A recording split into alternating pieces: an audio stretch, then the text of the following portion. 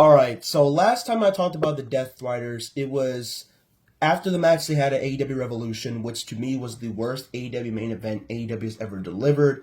And I would just expect the feud to be over, we will move on, and we wouldn't have to worry about these two crossing paths ever again. But then, of course, last week came. And I've been trying to avoid this conversation, but also think about what I want to say.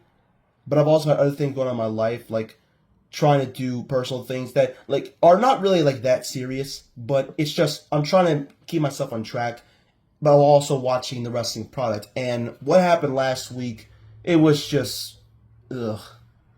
I thought after the disastrous main event at AEW Revolution, I would think they would not run this match back. Tony Khan wouldn't try and have them go at it again. But of course, he did. And while I will say the match at AEW Dynamite was better, this still did not help the entire process of why I think this Death Rider storyline sucks. John Moxley and the, Nebraska? Pretty sure they had a blizzard. Took him 16 hours to try and get there. And the main thing he wanted to try and do, after waiting 16 hours to arrive in the arena, was get suplexed onto spikes by Adam Copeland. Now, if anyone's going to ask me, yes, I do like hardcore type of wrestling, but not this kind. I grew up watching a bunch of ECW. When I was younger, I would go back and watch type of stuff. I wasn't born when ECW existed. In fact, I was pretty much born when it was no longer a company anymore. But I went back and watched certain people like Sandman, Tommy Dreamer, Sabu, Rob Van Dam, New Jack. Watching all these crazy people pretty much risk their lives for the fans. And I give them credit for it because while some of them have life-altering injuries that still affect them to this very day, they truly knew exactly what they wanted for professional wrestling. And I give them credit for doing something that was unordinary and wasn't really out of the box from a lot of other companies, and what would become a thing for companies like CCW and GCW. And I understand John Moxley is a hardcore type of wrestler, but this did not need to happen. It was bad enough that he got suplexed onto spikes, but what was even worse was the spikes being stuck to his back. And you could see Wheeler Yuta and the referee trying 2 or 3 minutes to try and get those things off of him. Dear God. I would understand you want to try and have something this violent in a different company because you want to make AEW completely different from WWE. You want to be the alternative, and that's completely fine. But I would have rather had this on a pay-per-view, not on a weekly product. It's also for a feud that no one cares for, so why would you try and go balls to the wall and go absolutely insane when you don't need to? Look, I get it's a street fight. And when John Moxley's in a street fight, he's going to go insane. But this was too much. But I'm not here to speak about my problems with AEW. I'm also here to speak about my problems with WWE because there's certain things going on that obviously I'm not liking.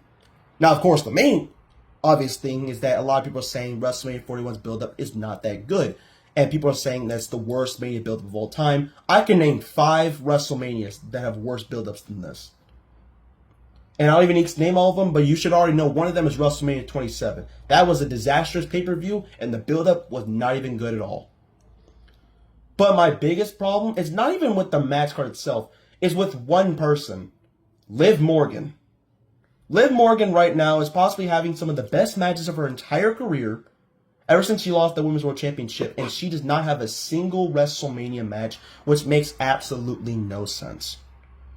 While Rhea Ripley, on the other hand, can go out there, sign the contract, even though she's not in the match, pretty much sign it, and make it seem like she's already added to it, even though, while, yes, we've had situations like this, with Shawn Michaels in 2004 and John Cena in 2021, the reason why I didn't like Rhea Ripley is because when we got backstage, she acted like a snobby child.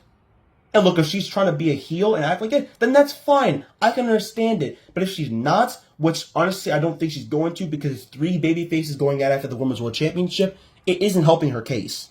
It's just making her look worse. And I've been on my TikTok page, I made it clear that I'm not a fan of Rhea's booking because Rhea's booking to me seems like they're over pushing her, especially during her feud with Liv Morgan. She looked too dominant. And that's what a lot of Liv Morgan fans said. And while I guess fan bases can be toxic, they were very validated with this point because they saw that doesn't matter who it was, whether it was Liv, Dom, Raquel, or anyone that was around those three, they'll be destroyed by Rhea Ripley easily.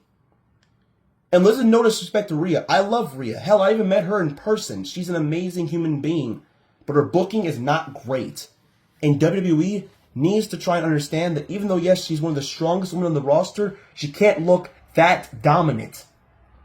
Like, she took out Nia Jax with one measly kick that easily. If that doesn't scream problems in WWE, then I don't know what it does. But anyways, back to what I was saying with Liv Morgan. I get that she's a former women's tag team champion, and right now is the current women's tag team champion, 3-time to be exact. But she's also the former women's world champion, held it for 226 days, and you still got nothing for her. Honestly, if I was the booker, I would just have her face Becky Lynch. Because it makes the most sense with what happened at King / Queen of the Ring in 2024. When Liv took the title off of Becky, you have a very good point and a very good reason for why it should happen. Especially with what's going on with Liv and Dom, since they got paired together at SummerSlam 2024. Becky Lynch made it clear she's going to go after Dom, and the one way she can is going after Liv Morgan. So hopefully that is the WrestleMania match. But right now, I don't have my hopes up. So if anyone's going to tell me, oh, you're very critical when it comes to AEW, I can be critical about the other company. Because while I guess I made one video about me stating I don't like the Death Riders, along with also other things like Mercedes Moné and Chris Jericho, I can be critical about the other company too, because not every company is perfect. A lot of companies do very stupid stuff.